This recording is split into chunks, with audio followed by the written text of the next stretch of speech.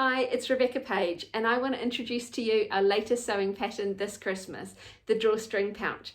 It is perfect for gift giving. You can stuff it with anything from toys to makeup to stationery, and it sews up in less than an hour. We're going to make this drawstring pouch. It's super fast to sew. It's got a little flap at the top which closes with either hook and loop or a popper or a snap. There's a drawstring. You pull it open to put your things in. There's an optional pocket inside. When you're finished, you can close it up, pop the little cords in, close it, and you're ready to go. Make sure to follow the cutting out instructions in the pattern. You will need 2 of the large round pieces, which is your pouch, the external fabric plus the lining. You'll also need your flap. It's got lining and it's got an external piece, and both of these need to be interfaced. Then you've got 2 drawstring casing pieces, which are double folded bias tape if you want to purchase it from a shop pre-made. And then you'll also need some bias tape to go around the flap. Again, there's a pattern piece for that. You'll need something to pull it all up with, some kind of drawstring. I'm going to use ribbon, and then you will need something to close the pouch with. I'm going to use hook and loop, but you could also use snaps. Before we do anything else, make sure to apply your interfacing using the manufacturer's instructions. This is iron-on interfacing, so I've just ironed it to the back of the pattern pieces. You'll need to iron it to the back of both the lining and the main flap. And if you are doing the pocket, make sure to iron it to one of the pocket pieces too. We're not going to be doing the optional pocket in this tutorial, but you can find that in the pattern instructions. Next, take your flap lining and fold it in half vertically, so that the curved edge is at the top and the square edge is at the bottom, and press it with your fingers at this very top edge so that you've got a bit of a fold mark at the top. Then measure down approximately 1 inch and center your piece of hook and loop tape over that fold so that it is centered this way and 1 inch down from the top. I've used hook and loop tape that has a sticky stuff on the back, so I can just stick this down, and then next I'm going to stitch around in a rectangle to hold it on. If your hook and loop tape does not have sticky stuff on the back, you'll want to pin this there to hold it in place. Take your main flap piece and put it right sides together with your lining piece, and we are going to pin or clip it together at the top, and then we're going to stitch this top line only using a 1/4 inch seam allowance.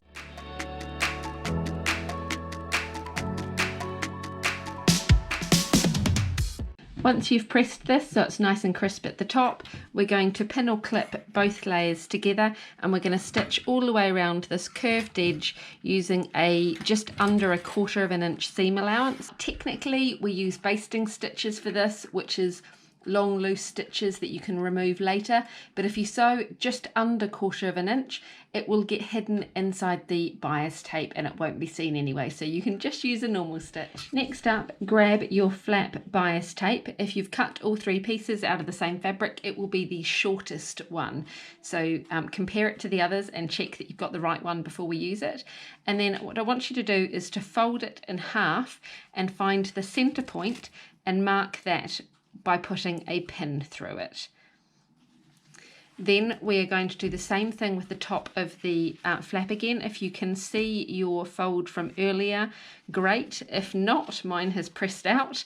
I'm going to fold it again and again put a pin through the top edge so that I've got the 2 of them then matching up together. What we're then going to do is we are going to place the bias tape over the raw edges so that they are hidden inside. So I'm going to take the pin here and I'm going to match that up with the pin there so that it's so that the centers are in the same place, and I'm going to take the flap itself and I'm going to butt the raw edge as far up inside the bias tape as I can and then pin it in place. And then what I'm going to do is I'm going to go all the way around here, butting up this raw edge on the inside and pinning. I'm going to pin quite a lot of times, using many more pins than I normally do, so that it goes gently around this curve. If you don't pin very much, you will find it quite tricky to get around the curve.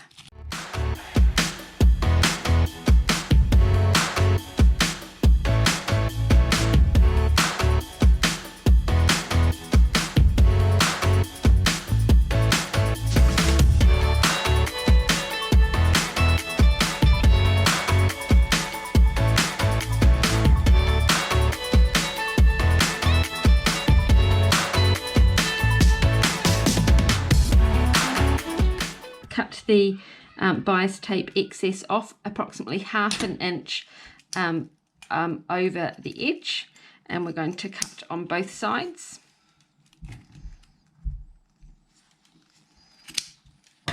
And this you can put in your scraps pile to use for something else. Then what we want to do on this edge here is fold this excess in on itself. So I want to fold it so that it finishes exactly at this raw edge. So I'm going to fold that over like that, and I'm just going to press it with my finger, but you could press it with an iron if you want to.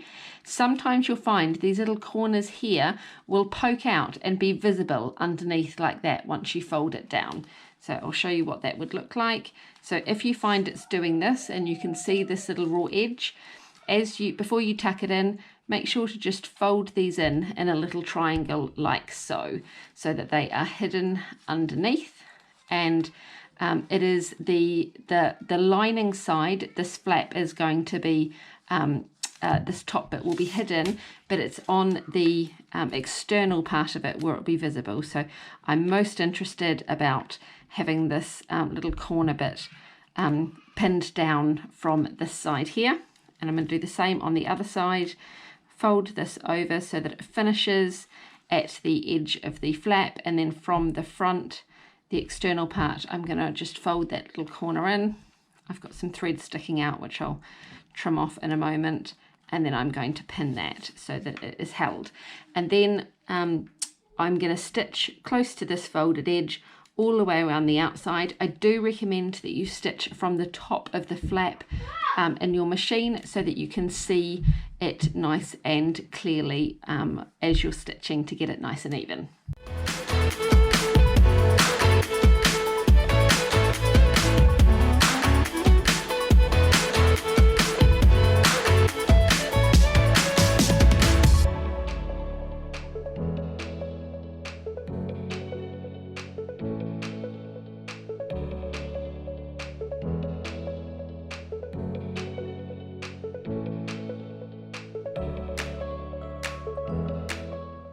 We go. This should now all be stitched on neatly. Next, you need to apply the other side of your hook and loop tape or snap to the external pouch piece as marked on the pattern. So pop that in the place as marked on the pattern, and then we're going to stitch around in a rectangle to hold it on.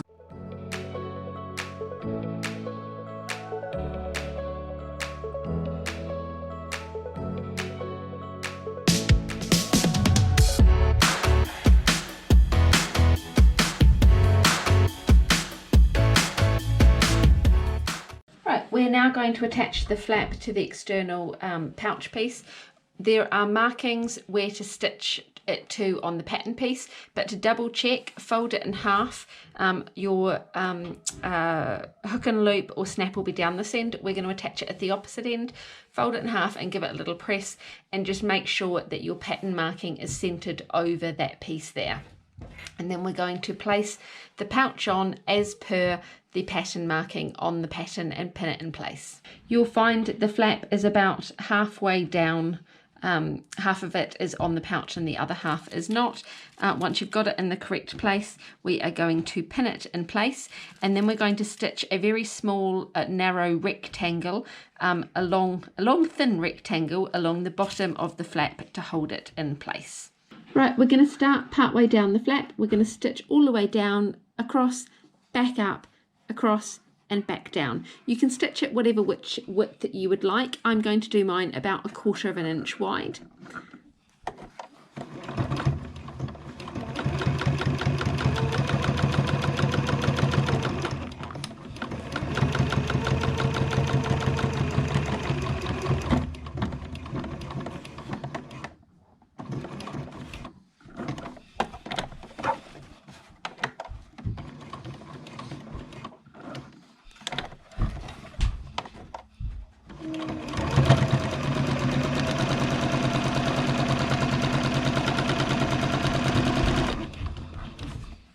This is the rectangle that I've stitched around. This gives it a much stronger hold on the fabric than just doing a line where I've done all the way around in a rectangle. Now I've placed my lining wrong side up and my external fabric of the pouch wrong side down, so they are wrong sides together, right sides out.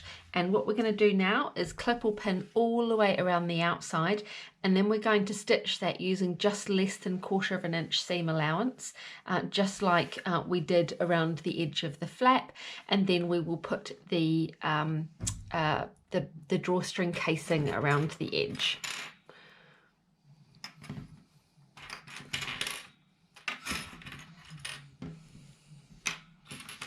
Make sure to keep this flapped back so that it's out of the way. What I'd recommend you do is just get a pin and pin that so that it is not going to accidentally get in the way of your stitching when we sew it.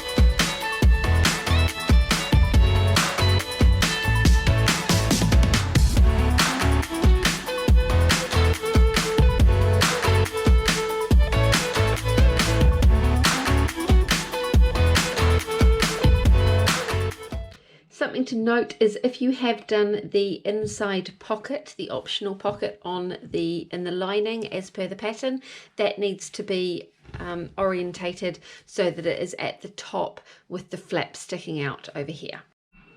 Next up, we need to attach our drawstring casing. So we're going to do it in the same way that we did bias tape on the pouch flap. So I've just folded the first piece of drawstring casing in half and marked it with a pin, and then I'm going to put that aside and do the same with the second one. And then I'm going to fold my pouch in half and in quarters to get to the quarter points so that I can see where the two pieces need to meet and where I can center them to start.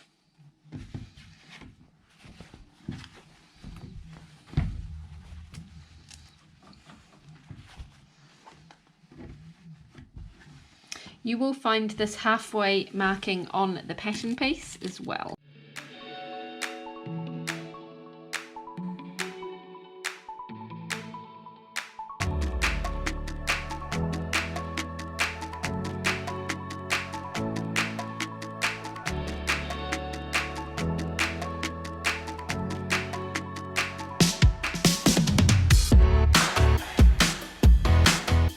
So I've just turned my pins around so that I can slip the casing on easily without bumping up into the edge of the pin.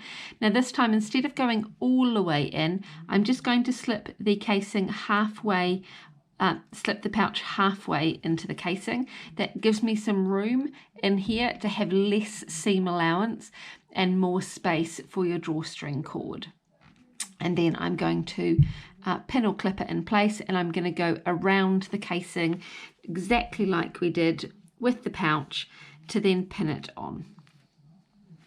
I'm going to stop when I get to those the halfway marks, and then I'll show you how we finish that separately. Once I get to these edges, I'm going to do as we did with the pouch, with the flap, and I'm going to trim off any excess casing 1/2 inch past the halfway marking, and then I'm going to open it all out, and I'm going to fold the edge over by 1/2 inch. You can give that a good press and then allow those edges to slip back inside, and we can finish pinning it all the way up to the edge. And we'll repeat with the other side, and then we're going to repeat the whole thing to add the other side of the drawstring casing to the bottom half of the pouch.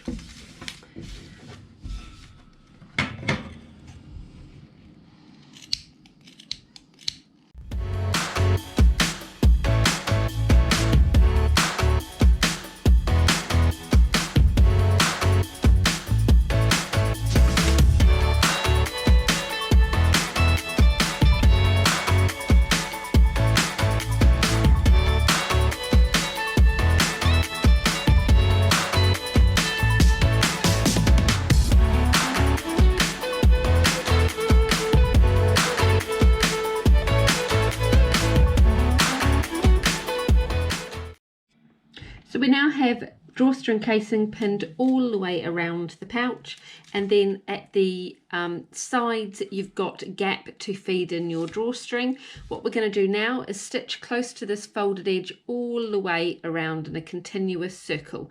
You can go straight past these side bits here because we'll be feeding the casing in, feeding the drawstring in from the gap up here, not from this little edge underneath, but from that gap we've left there.